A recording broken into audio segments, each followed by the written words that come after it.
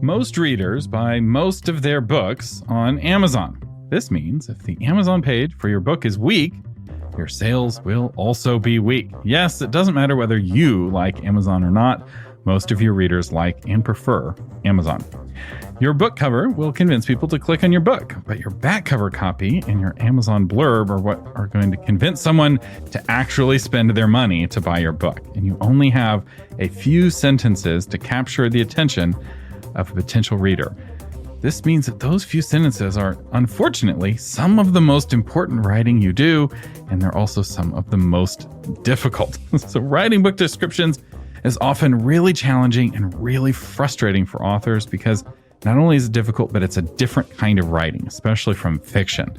Writing a nonfiction description of your book, making it compelling in just a few words, it's not easy. So how do you make your story compelling in the eyes of readers? How do you make that Amazon page pop so when after someone visits it, they can't wait to not just buy your book, but go on to read it? If only there were a tool that could help you craft compelling book descriptions and make your Amazon page better. Well, there is, and you're going to find out about it in this episode of Novel Marketing, the longest running book marketing podcast in the world. I'm Thomas Umstattd Jr., CEO of Author Media, and this is the show for writers who want to build their platform, sell more books, and make a living writing books worth talking about. And joining us today is a guest who is now an official friend of the show. He's the creator of KindlePreneur.com, which is a website devoted to teaching advanced book marketing to authors. And he's also the creator of Publisher Rocket and of Atticus. Dave Chesson, welcome to the Novel Marketing Podcast. Yeah, thanks for having me. So you rolled out a new feature called the Kindle Book Description Generator. What on earth is that? Yeah. So when I first created the tool, really what it was made was just to help authors be able to craft beautiful looking book descriptions. Okay. And for those who don't know, you can actually use HTML coding to make your book description have bold words, bigger words, bullet points, numbers, all these things. Well, a majority of authors don't know how to HTML code. Some of the authors that do know how to do HTML code, if they make a mistake, for the next day or two, their book has like big letters or all bold because they forgot to close out a code piece, right? This is a situation where a little bit of knowledge is actually more dangerous than no knowledge at all. Yes, it is. I definitely once launched a book where I totally forgot to close a code and half of my book description was missing. And that was a great failure to launch right then and there. So what we did was we designed this free online tool where what you can do is you can put your book description into it, and then you can highlight something and then click a button to make it look the way you want it. And what's really cool is that exactly how you see it there is exactly how it's going to look on Amazon. I mean, we're talking the same exact font, letter spacing, height, space, all of it. There will be no difference. And when you've got it looking the way you want, you just click a button, you get the HTML code, you just copy it and paste it into your KDP dashboard when it asks for the book description. Now, the thing about the tool is that while that's been a go-to for authors, especially as they're about to load up their book description, fact of the matter is that over the years, I've done a lot of coaching. I've been a shopper of many books, and I've constantly seen some really bad book descriptions. Some people think a book description is a book report. I've seen some where people are giving me like 5, 6, 7, 8, 9 different character names. They're almost telling me the entire story. It's like, why do I need to read this anymore? I've seen authors where, and let's face it, we all do this, nobody prepares their book description. They get to KDP, they go to hit publish, and immediately they start writing their book description right then and there. And it's funny is the more that I talk with authors, the more I find that most of us cringe having to write it. We just spent hours writing an entire book, but we can't take the time for like a 200-word brief discussion about the book that helps entice people to buy. Now, over the years, I've created some free PDF formulas, things that help authors to craft a good book description. And we have found monitoring Amazon and analyzing customer interactions with Amazon that there's actually starting to become an almost format, if you will, to Amazon book descriptions. And what I mean by this is that we shoppers, we like the familiar, okay? It's so much easier for us when we know what to expect. It's a pattern. And we found that on Amazon book descriptions, there's almost a pattern, especially in fiction, that is the best kind of format or layout for book descriptions out there. And generally speaking, what this is that you start with a hook. So it's a sentence or two that just grabs their attention. And this is important because when you go to Amazon sales page, they'll only show 2 sentences of the book description, and the person needs to click the read more to see it. So it's really important for an Amazon book description that the first sentence or 2 is really eye-catching. Then the second paragraph, if you will, after that, is what we have found is a great genre or sub-genre developer, okay? Something that tells the person that, oh, this is truly a post-apocalyptic book, okay? And it's the dragons post-apocalyptic, okay? So in a land decimated by the egregious dragons of Anarcha, humanity scrambles for the last vestige of food, okay? So that paragraph is that. Then the next paragraph is where you start to introduce your protagonist and why the protagonist is special and a little bit about the antagonist coming up or the battle beyond them. The next paragraph we found is that usually you're kind of doing a mic drop moment, that whole, will he win and save humanity or is humanity doomed? And then we finally find that it's really good to tie it up with a whole familiarity paragraph, if you will. And in this familiarity paragraph, it's something to the lines of like, hey, if you love this, this, and this, then you're going to absolutely love this book. And then finally, the last thing, and it's hilarious, but people always forget to have a call to action. And a call to action is where you just tell them, get this book now. Now, we have found that there's a really special thing, and that's great, is Amazon doesn't like you to say things are on sale or a certain price. They get mad about that. So we have found that a great call to action is where you put in there something that says, get it now before the price changes. Amazon is okay with this, but what it tells the readers, oh man, I better get it now, not later, because the price may change. So click buy. We actually found that when somebody puts that in there, it increases the chance of buy by 3.6%. Like just that little sentence. Now, coming back to what you were talking about, that's a lot. And even though I've created this PDF that has the structure and explains it and even has examples of where you can click and go, we found that was still a lot. So one of the things my team and I just did was we actually added AI into the book description generator. Okay. So what an author can now do is that they can start typing their book description, and you have to type. This doesn't just create it out of thin air. Okay. You type in your book description. And then you can click the AI button. It's absolutely free for authors to use. And then AI is going to take everything we just talked about and all of its technological advances, and it will take your book description and it will try to improve it. Okay. Now you can look on the left and see the AI improvement or the AI attempt, and you can see what you put in there. And what I found has really helped out authors is that a lot of times the AI has done a really good job, but it's not perfect. And AI never will be perfect, not with our art. However, though, it'll be like, oh my goodness, I love that sentence. Or, oh, why didn't I think of that? And so authors are now using the AI to get like a muse, if you will. And they're copying and pasting and changing. And then the best part is you can hit the AI button again and just continue to polish that cannonball. And we have found that this has really helped out authors. My favorite story is I was just at a conference in London at the Self-Publishing Formula conference. And somebody came up to me and they're like, I was really skeptical about that AI, thing. And I was like, whatever. So I took my book description, I put it in there, and then I clicked the AI button. I printed off both. And I went to my wife and I was like, which one do you like better? And she chose the AI one. I was like, oh, but he still didn't just use the AI. He took from that and he actually improved. And he said that he actually saw an increase in sales. He's really jazzed about it. So for me, this has been really exciting because for a lot of authors, we get writer's block when we have to write our book description. And this can be that easy button to bring in AI to be a muse and help to improve what you've done to make something that you're more proud of. Yeah. And what you're saying about giving you new ways of thinking about it is, I think, most helpful for this kind of writing, because as James L. Rubart likes to say, it's hard to read the label when you're standing inside of the bottle. And yes, you know too much about your book.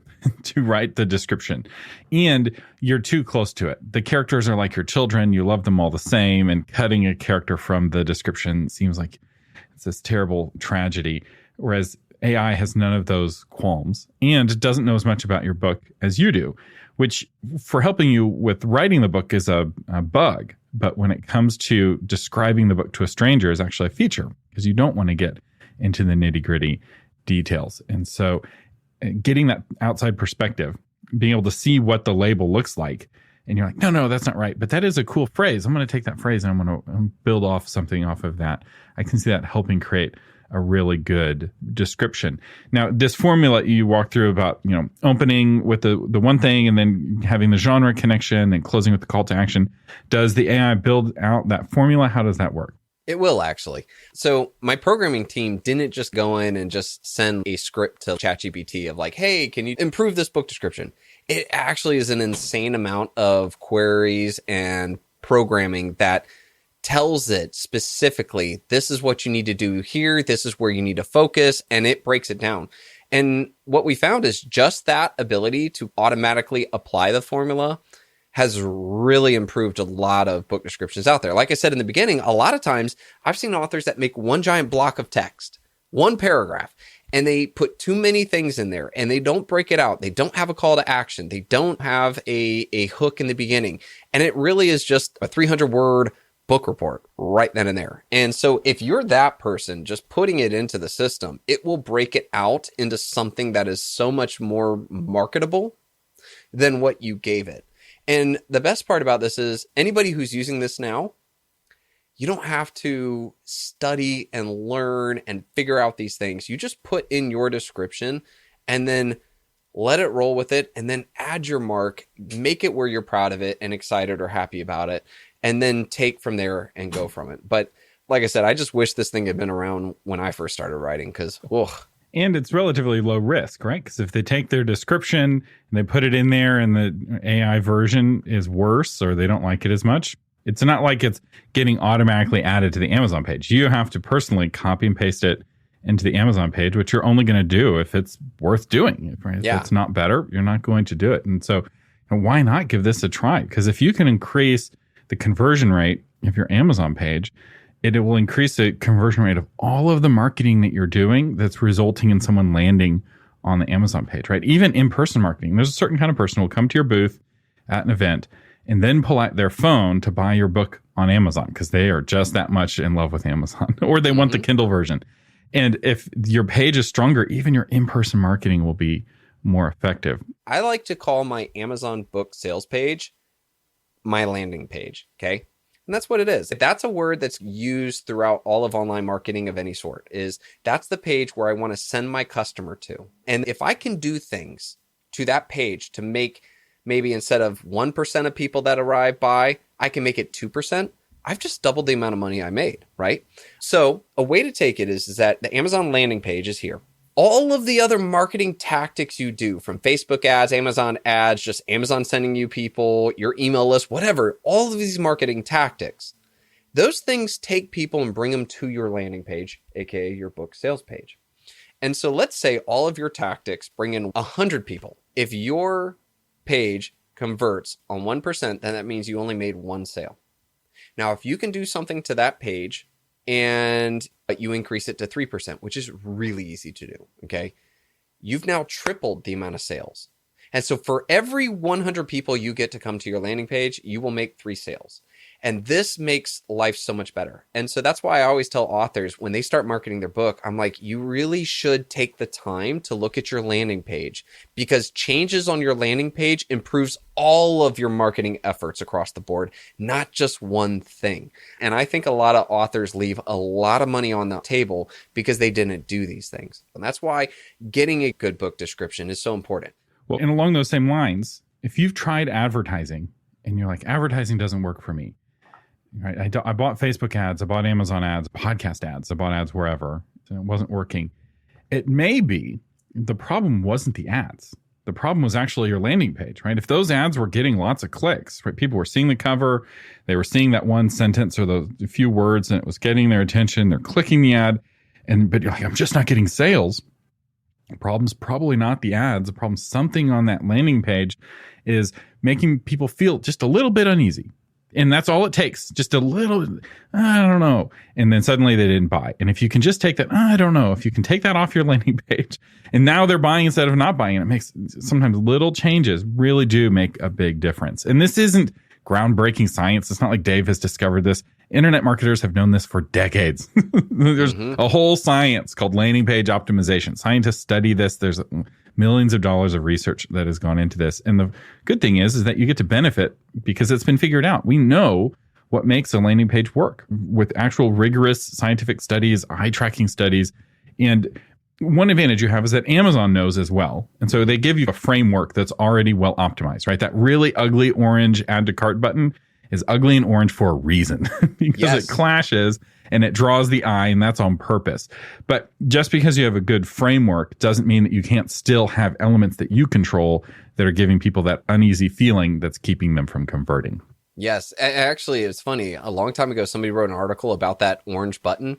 Amazon spent millions of dollars to figure out exactly what color, because if that orange color increases their conversion rate by 0.02%, that's tens of millions of dollars a year just because they changed the color a slightly different orange. And that's how important these things can be. Another thing, too, is I tell people on Amazon ads, that was the biggest eye-opener for me about the importance of a landing page, was because in Amazon ads, for once, I could say that I set up these ads, okay, and somebody, because of my ad, saw my cover, saw my title, and it interested them enough to click on it. So I can see every person that was drawn. So I know that they know what I'm about. They're very interested. They're ready to buy because they're on that market. Now I can see the number of people that didn't buy and the number of people that can buy. And all of a sudden I see a lot of authors where they'll have like 400 people from their Amazon ad show up and they made one sale. And I'm like, okay, so what you're telling me is that there were 400 people who have an account with Amazon that have purchased with Amazon that were there shopping for a book. They saw your cover and they saw your title and they were interested. They clicked on it. And then, oh, it's your ads that are filling you? Or maybe there's something about your landing page that is causing those people to just be like, click back. And I think that's a really important thing. And speaking of strong Amazon pages, the good blurb is critical.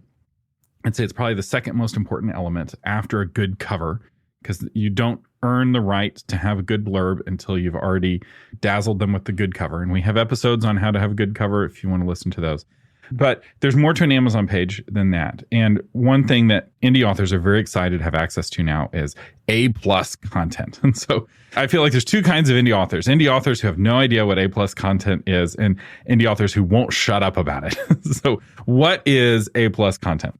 A+ content is very interesting. I'm not as much of a lover of it as many. And here's the thing. I have seen a lot of authors see A+ content and they immediately see it as like, oh, I should do something here. And then they create something or they just put their cover up again and it looks very unprofessional. And truth be told is I feel like in those cases or instances, it can really hurt you. Whereas if you have a graphic designer, okay, somebody who made your book cover, but they can make your spaceship with a different angle, or they can have more scenes from the book or something like that. Putting that in there is totally cool. That makes you look more professional. That is excellent. I've seen really cool, unique things added. Like somebody took a map, they had a star map, and they put it in the A+ content. Or if you're a fantasy book, having a map of the land makes you look even cooler. It shows me the world building that is inside.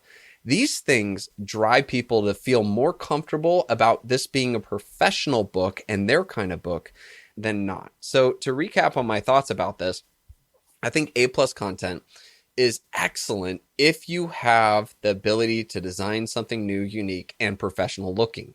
If you don't, and you're just going to Canva and throwing in some things, I think it can absolutely hurt you because therefore it lowers the professionalism. Yeah, this is what we call the MySpace effect. A+ content allows you to add a rich, lots of graphics section to your book page called From the Publisher. And so as the indie publisher, you can put that section on the Amazon page and you can put whatever you want within reason, right? There's some guidelines in terms of content.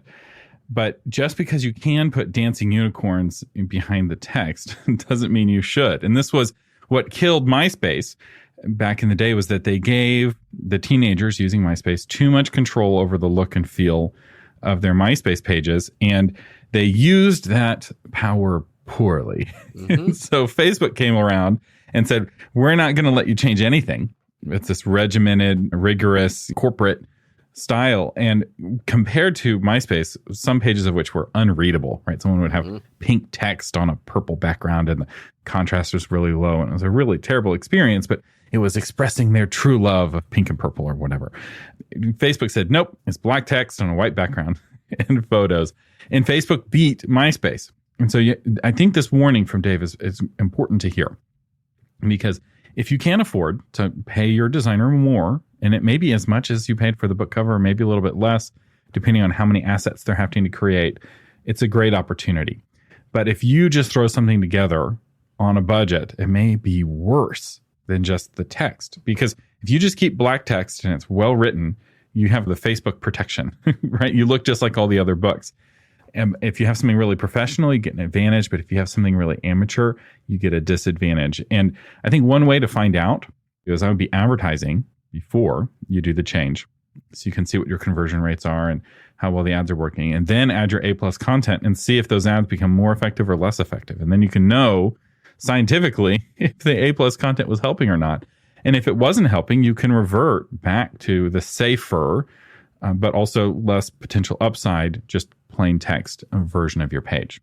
Exactly. Yeah. I love the Amazon ads component to that, because I get to see how many people Amazon sent there, and then I can see how many converted. And then if I change something, I can see if that actually changes it or not too. And so there's a lot less guesswork.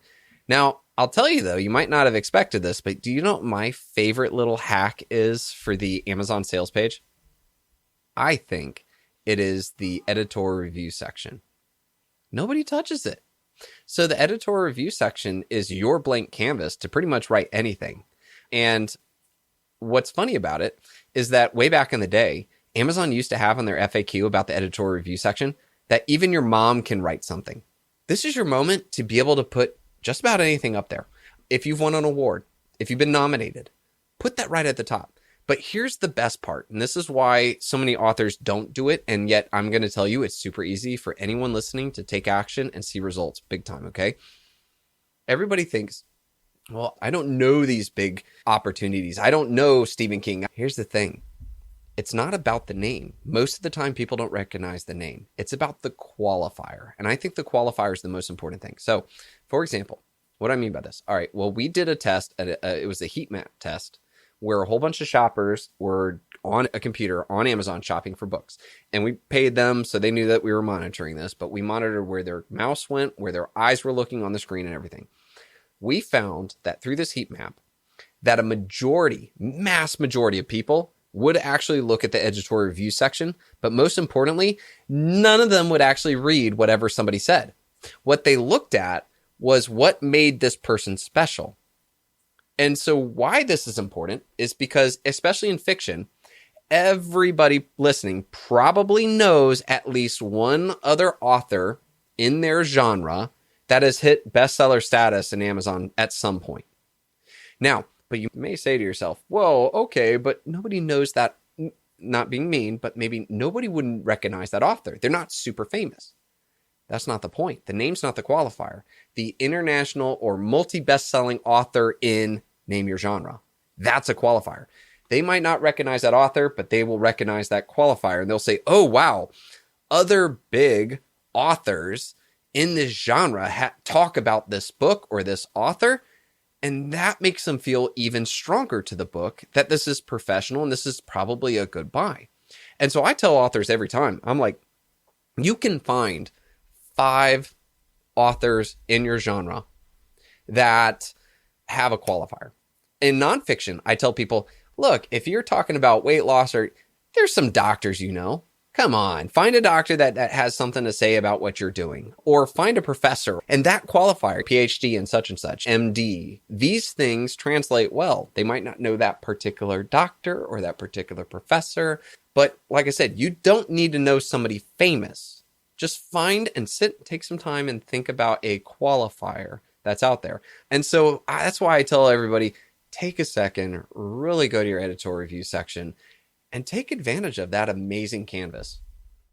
And if you're wanting help getting good endorsements, we have an episode all about how to get endorsements, and it comes with a free tracking spreadsheet. So you can track who you've reached out to and where you are in the process, whether they've said yes and whether they've gotten back to you. And it really helps you stay organized, because this really does make a difference. And that is a section as well. So it's really easy to get dazzled by just one element of an Amazon page, right? I just care about the reviews, or I just care about the blurb, or I just care about the cover. And the reality is that it's all important. Some's more important than other, and some's more important to some readers than other readers. And so the more elements of that page that you have strong, the fewer readers will get that bad feeling and bounce off the page. And I couldn't agree more. Another episode that we have is on advanced reader copies, which are a key tool for securing those endorsements. And so we're here to help. We have episodes. You just go to the backlog. You can find these episodes. You can learn how to do this.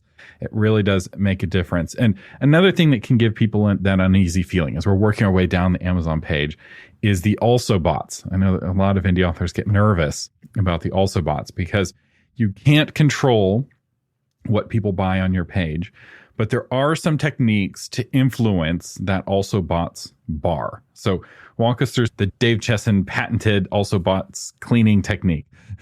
This is one of the warnings about trying to pay for reviews or pay for, shall we say, fake suppressed purchases.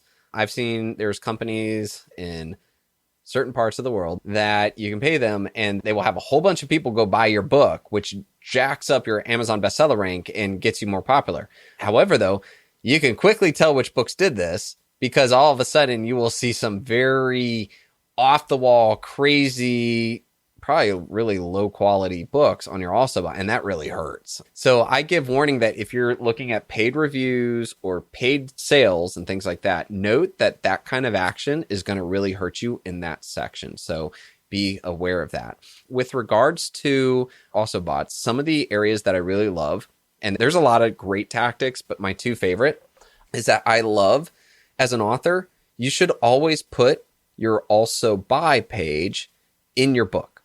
So every time you go to publish your book, you should have a last page that also lists all the other books you published.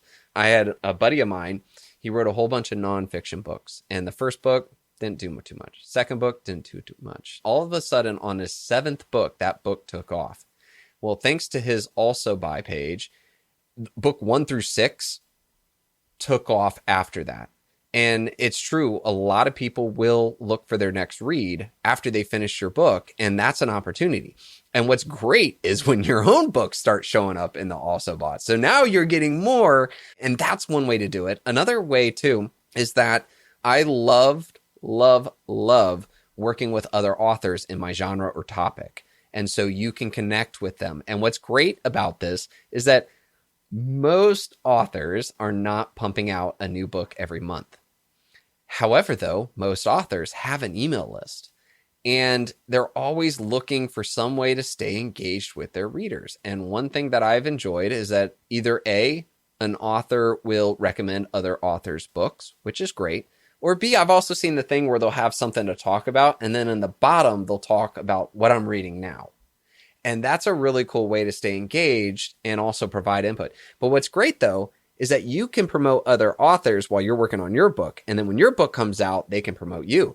And this is also a great way to A, increase your sales, okay? B, build your network, but C, have a really good also bot section on your sales page. And D, help you develop good taste. And also, it gives you, if you're unpublished, right, you're still working on your first novel, and you know you need an email newsletter, and you know you need to be sending to that email newsletter at least once a month or at least once a quarter. You're like, I was 15% done, and now I'm 25% done. That's not an interesting email newsletter. And it's not, right? Maybe include it, right? Because people are curious, right? Put a paragraph. But then recommend some books and get established as an authority, as somebody who has good taste and somebody who hangs out with good authors, right? You know who the good authors are. And because even if you don't show up in their also bots, which is really good. And that's can happen, right? Where another author in your genre, people who buy enough of both of your books where you're mutually supporting each other in your also bots. But even if that doesn't happen, if all the best authors in your genre, according to you, because you're the one making these recommendations, are what your readers have already been buying because you've been recommending them, as soon as your book launches, it's going to more or less immediately populate with the kinds of books that you've been recommending, and maybe the exact books that you've been recommending if enough of your email newsletter subscribers went and bought those books. And so this solves so many problems and sets you up for long-term success. And as you promote your own books to your own list, it will help pull your own books into that also bots row. Exactly. You know what? One of my favorite emails to put, I actually put it in my autoresponder as an author. I love creating a blog post on my author website that lists my favorite books in that genre. Okay. And then let me tell you what, that email gets opened by far the most because people are very interested to see what I like and to see which ones they've read and haven't read. Now, what's really cool about that is because it's on my website, I use Amazon Associates, so I get a little bit of the percentage of what people buy. But on top of that, too, in Amazon Associate, I could also see what they actually bought. So I can see other books that my shoppers are purchasing on Amazon. And that kind of helps me to look into either A, reading them, B, developing a relationship with that author. And it just gives me a little bit more information about that shopper. The other thing, though, is that, again, that's kind of influencing my also bots as well. Because somebody who clearly has signed up for my email list and is reading my emails is somebody who's probably bought my book. And if I'm sending them to really good books, and those are the ones populating on the back, new shoppers showing up to my book will see that and be like, oh man, yeah, people who love Starship Troopers, man, must really like, this one. Cool. I'm in the right spot. And that's a neat thing. Just remember, while it's nice to trade with another author, right? I'll promote your book if you promote your book. The more important thing is that the books that you're promoting are good, because you don't want to undermine your reputation as having bad taste. It's tempting to be like, I'm going to partner with every author who wants to partner with me, and I'm not going to read their books. And that's a mistake, because that puts you in the community with all the people who are doing the minimum amount of work. And you don't want to be around all the lazy authors who are looking for the shortcuts. You want to be with the hardworking winning authors, right? You want to be with the winners, not with the losers. And you want to demonstrate that you have taste, which means that you do need to read the book. And so this technique that Dave's talking about only works if you've read the books and those recommendations are good. I really want to emphasize this, because I've seen this mistake of authors who just start doing newsletter swaps and cross promos with whoever because they're just so desperate. And there is no perfume called desperation. Desperation is unattractive. And if readers sense desperation from you, that gives them that weird feeling and they don't end up buying. Now, one thing I do recommend authors think about, is I really love to use the subtitle in fiction to help people understand what kind of subgenre this is.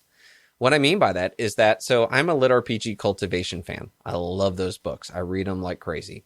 I can't figure out if a book is lit RPG cultivation by the cover. You just can't put in there. There's no element that says this is what it is. Okay. Instead, though, I feel more comfortable and will be more ready to click to then read the book description if it's telling me it is. And so, granted, everybody knows Nora Roberts, what she writes, or what Stephen King writes generally. They don't need to put a subtitle on there. However, if you're a new author, give me a little nudge and letting me know that that's a lit RPG cultivation book, and I'm going to be way more likely to click. And so I do recommend that, especially to new authors, help to know what genre it is. And you could say lit RPG cultivation adventure. And there's ways to actually make it not sound like you're stuffing words, but it helps me to know what to expect. And then I'm going to give it more of a try. Otherwise, if you don't tell me that, it could just look like any old fantasy book. And I might skip over it just because. I completely agree. In fact, if you're wanting help on picking a good title, we have an episode on that as well. We talk about thinking about keywords in your title, and where this is most beneficial is a micro genre that may not have a category. Because here's the thing about marketing. The best way to sell something to someone is to use their own words. So if I'm looking for the lit RPG cultivation dungeon, and those words are clearly in your subtitle. All right, well, I clearly found what I'm looking for. Let me see if this is interesting. AKA, I'm going to read your book description. Like, that's great. The final section, and this is important, is reviews. So any quick tips on how to get more reviews from the right kind of readers, the readers who are reading other books in your genre. So with regards to Amazon reviews, I am going to say there's new news that came out, and I'm sure you saw it, is that Amazon has admitted publicly that they're going to start using AI systems to crawl through the reviews of books and start to pre-develop the good things and the bad things. So this way, shoppers won't have to actually read the reviews of individual people. Instead, it will say like the general good things. And here's the things that were said that people generally like about this book. And it will be an AI generated paragraph. And then here's the things people have generally complained about the book. And it will be an AI generated paragraph. So interesting enough, as a shopper, I'm really excited about that. Because most of the time, and our data shows this, most of the time people actually read 3-star and 2-star reviews over that of 1 and 5. Because 5 stars are just, it's amazing, and 1 stars are, I hate everything usually. And so really you get that whole, all right, a 3 star is where the person liked it, but maybe there was something that they didn't like about it. And that provides the most value. When I'm looking at buying a product on Amazon, I'm constantly looking. I was like, oh, jeepers, this is cheap, but is this going to break? Can I trust it? And most of the time I have to really dig in order to find the truth. And so I'm excited as a shopper about Amazon using AI to figure out the general good and bad of products. As an author, I'm hesitant / worried about how they handle it. So if I am a 4.9 out of 5 book, okay, in terms of my rating system. And maybe that 0.1, it's just people who didn't get the point, all right? Or they're just off. But there's only a little bit of it. Is Amazon just going to keep the bad blank? Or is Amazon going to bring this really ridiculousness right there in the forefront? As if they're equal. And I worry as an author about shoppers reading that one little thing and be like, oh yeah, I don't like that, and moving on, even though it's just a couple of jackwagons that got it wrong, that didn't understand. Or my favorites are when they admit that they didn't read the book. However, and then what if Amazon takes the however and puts it up there like that's real? So I'm a little excited as a shopper, a little hesitant as an author. And I will say, very likely, Amazon's going to pull of those negatives, not just from Amazon reviews, but also from Goodreads reviews. And so just keep this in mind as you have a launch team, as you're encouraging people to leave reviews. You want to make sure you're sending some people to Goodreads, because if you're sending all your fans to Amazon and all your haters are going to Goodreads, you're going to end up with a very different scoring between the two sites. Dave, Chesson, do you have any final tips or encouragement? One last thing that I'll give as a tip that I love to do. And I think it's really important because we were talking about setting up people for success when they move on into your landing page. Your cover, your book cover, I think a really fun thing I like to do is I will take the book cover, all right, and I will remove a subtitle off of it that might tell people what it's about. And I will shrink it down to the size it will look like on Amazon. And then I will print that off and I will hand it to somebody and ask them to tell me what kind of book they think this is. It's a fun little exercise, and hand it to people who don't know what type you write. You will be surprised how many times there's a misconception of what you write, and it helps. One of my favorite little examples of this was somebody had a book cover and it was supposed to be a retro typewriter on it. But when you shrunk it down to the size, it looked like a toilet seat because the typewriter had like this U thing. So they thought it was a toilet seat. And that was like, whoa. They were trying to be cool with this retro typewriter. And here they were personifying a thing that they don't want attached to their book. Another time was that somebody had this, and this is actually a semi-famous author, but they had a book cover where it was the shadow of a cowboy standing on a hill. And in the background, you could see what looks like fireworks, sort of. And the title was just a single word title. But based off of that, because it was shadowy and you shrink it down to the size, they don't know if it's a Western, modern Western. Was it Civil War? Was that a general up there? Were those fireworks? Were those ramparts? Unless you knew who the writer was, there was no way you could tell what this book was, what genre it was, what setting it was, what main character it was.